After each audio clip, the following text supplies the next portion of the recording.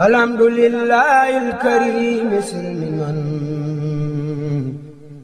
على استقالي بفرود وسنن من الشيطان الرجيم. بسم الله الرحمن الرحيم. لإيلاف قريش إيلافهم رحلة الشتاء والصيف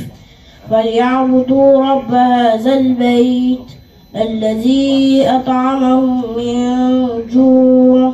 وآمنهم من خوف. صدق الله العظيم. ما شاء الله. yàlla fay na yiw te yàlla wàcc ci boole seen yéen ñëpp barkeb alquraanul karim ak barkeb saar woowu nga xamante ni bii moom ngeen doon jàng léegi. bayaan bi fañ koy tàmbalee tout tànk yi ñu xam ngeen moom ci weeru décembre te xam ngeen ñu ci bari bari xañ ne seen waajur dañuy dem vacances Sénégal bàyyi leen fii kon li ñuy wax rek mooy njàng bi ngeen di jàng jàppaat leen ko seen fukki loxo doon xele du tee ngay settantal seen waajur yi fi jiitu ñooñu liñ mënan mooy dem ci diitaay yu jël leen ñuy liggéey ñëpp sax dañoo war ñu di leen jël ñuy liggéey waaye yéen waru leen a jël comme ni seen waajur yi dekkee woon ngeen ko def déedéet da ngeen a war a wut place yu gën a kawe loolu am ngeen possibilité bi yépp mi ngi fi kon kuñ fi say waajur bàyyi dem Sénégal vacances góor-góorlu luñ ci compéti yi lépp loo xam exercice loo war a def nga def ko seen jàng mi na leen ñor seen jàng mi na leen ñor lépp lu ngeen di def jiital jàng mi moo ëpp farata ci yéen daa am loo xam ne nit ki bu ca tolloo li mu war a jiital li nga xam ne mooy li ñuy wax priorité yéen ndaw ñi xam nga luy seen warugar fi mu ne nii concentré ci seen jàng mi guddeeg bët loolu mooy li gën a war ci yéen lu ngeen mën a def loolu moo ko gën a far ci yéen leneen lu ñu leen di wax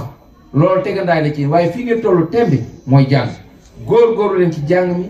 te jox njàng mi yitte te moytandiku téléphone yi moom képp koo xam ne bii tàqaliku wala moom ci yenn jamono yi na ko wóor ni njàngam moom yàqu na ba noppi il faut ngeen xam li nga xam ne ay responsabilité gàll ci seen wax yéen ndaw yi kon ci feet yi lañ toll seen waajur dem nañ Sénégal ku ci waajuram dem Sénégal boo toogee ci boo nekkee ci kër gi góor-góorlu nekkaat di toppaat say leçon compétit yi ngay defaat maanaam di def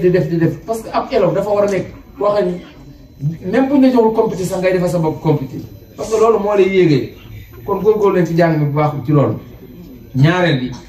mu jëm ci mboolem jullit yépp ñu war ko bàyyi xel ndax am na loo xam ne bi mën nañ la ko wax nga dugg ci te fekk loolu du sa war a gar mooy lan assurance da ngay dégg ñun la mën ngaa dem assurer sa loxo bi wala sa jëmm ji loolu ab jullit waru koo def assurance ab jullit waru koo def naa damay dem di fay pour bu ma gaañoo nangam ak nangam wala sama loxo bi bu daggee ñu fay ma nag loolu du yoon de ba ci hatta assurance oto sax dañu ci amul paxe waaye du yoon ci jullit mu koy def ndax boo ko deful dañ lay fitnaan parce que assurance carte la lépp loo xam ne dañ ciy dugal sa xaalis di teg te day teg te doo teggi benn yoon loolu carte la def gi ñu koy def dañ koy def ngir ñàkk pexe ci suñuy oto bu yeggee ci nag nit ki di assuré ab loxoom wala ab tànkam loolu mu ngi def lu garaaw a garaaw gis nga sax même deret di ab jullit lennam waru ay cër waru ko may waru ko jaay te loolu day jaay say cër ngay jaay deret sax gis nga dañu naan dañuy maye deret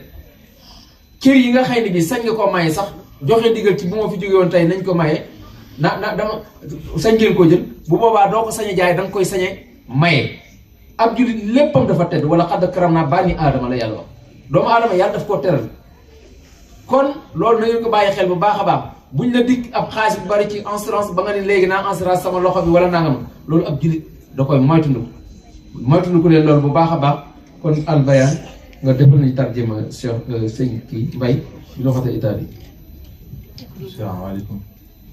Ho parlato dato che siamo a dicembre, la maggior parte dei genitori andranno in vacanze in Senegal e ci lasceranno qua da soli. No, non è che siamo da soli, vuol dire che dobbiamo lasciare lo studio da parte, tutto il resto.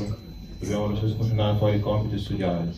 Perché i nostri genitori ci hanno portato qua per fare una vita migliore della loro, che non hanno avuto la possibilità di studiare e di trovarsi un posto di lavoro come andare in azienda. Perché sappiamo tutti quanto non è bello alzarsi al mattino andare in azienda dalle 6 alle 4. quindi cerchiamo di studiare per avere posti migliori e avere possibilità migliori nel futuro. Assalamu alaikum. Defe nañ nag dañuy war a jàng ñu jàng ko li par jërëjëf si Aliou